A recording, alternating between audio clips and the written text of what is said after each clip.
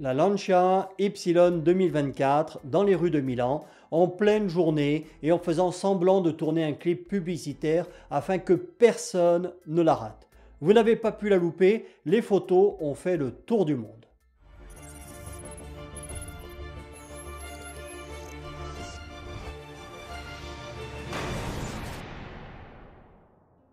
Bonjour à tous, sur Calandre dans quelques jours, une voiture extraordinaire. Certainement le plus gros délire technologique d'ingénieur automobile depuis au moins 30 ans. Pour l'instant, pas le temps de gérer une troisième chaîne, donc je vous mets toutes les news ici. Pour la chaîne Automoto, on verra plus tard. Pour l'instant, je préfère bien m'occuper des deux autres chaînes.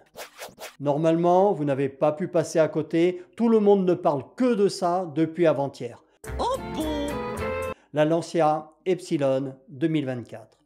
Alors, mea culpa, je dois avouer que je m'étais trompé. Je vous avais dit dans la vidéo qui est là que mis à part la face avant, la face arrière et l'aménagement intérieur, ce serait la copie conforme de la Corsa et de la 208.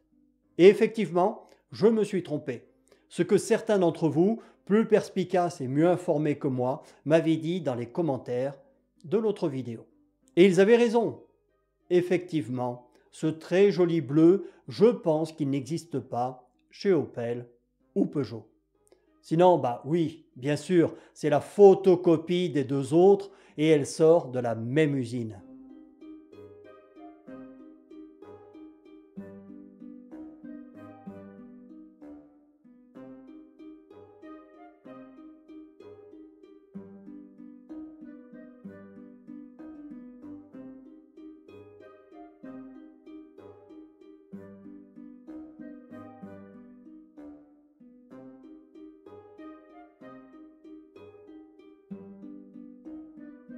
Donc, Stellantis a organisé un vrai ou faux tournage vidéo dans les rues de Milan en pleine journée afin d'être sûr que personne ne la loupe et que les images fassent le tour du monde. L'auto sera présentée officiellement en février 2024 et commercialisée avant l'été. Mais ils sont forts quand même en communication chez Stellantis. L'auto est fabriquée à Saragosse en Espagne et soi-disant à l'usine Peugeot de Sochaux, il s'en serait fait voler une sur un camion. Bien sûr, un prototype ou modèle de pré-série, on le laisse comme ça la nuit sur un camion sans surveillance. Tout le monde fait ça, tout le monde, j'en suis sûr. Donc, qu'est-ce qu'elle faisait là? On n'en sait rien.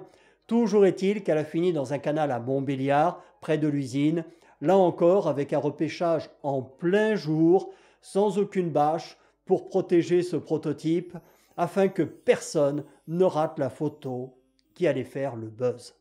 Au niveau du look, soyons francs, elle a la classe à l'italienne, très jolie face avant avec le nouveau logo, la signature visuelle de la marque et le nom inscrit en gros sur le capot. Au niveau de la face arrière, de gros ferons qui font penser à ceux de l'Alfa Mito, ainsi que le nom inscrit toujours en gros, afin de finir de ringardiser ces deux cousines et montrer aux filles que tu vas draguer que toi, t'es un vrai macho à l'italienne. Oui, faut bien ça, parce que sous le capot, c'est pas la joie. Pas de 4 cylindres double arbre-à-cam en tête qui ronronne, non. Ce sera soit le 3 cylindres 1,2 litre PureTech censé avoir été fiabilisé en hybridation légère qui fera 136 chevaux, soit du tout électrique en 156 chevaux. Heureusement qu'il y a l'hybride, car on en parlera dans une prochaine vidéo. Les électriques à pile, beaucoup en reviennent. Et moi, je le dis depuis le début, le thermique est loin d'être mort. Le diesel n'a pas dit son dernier mot. À l'intérieur, double écran LCD, de jolis sièges en velours et la signature italienne oblige, le plateau à pizza. Bon, on ne sait pas s'il est chauffant ou pas. En 2025 devrait apparaître une version sportive HF de 240 chevaux, tout électrique, destinée à faire le buzz et booster les ventes. Restent deux grandes inconnues. La première, le prix, qui en toute logique devrait être un peu supérieur à celui de ses cousines, mais pas trop, peut-être 5%. Et puis, qui vendra et entretiendra ces autos? Car comme je l'ai déjà dit, et même si elles se vendent bien en Italie, ici tu es en France. Et tu ne fais pas vivre une concession avec un seul modèle italien. Donc, soit ils la font distribuer par le réseau Fiat, soit je ne sais pas. car on imagine mal un concessionnaire Opel, Peugeot ou Citroën vendre des Lancia.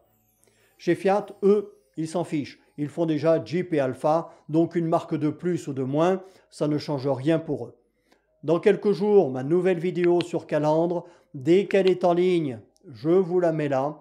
En attendant, allez voir la reconstruction de la Bugatti Royale d'Ettore Bugatti, la 4100. Elle est là, ce fut une sacrée épopée. Salut à tous!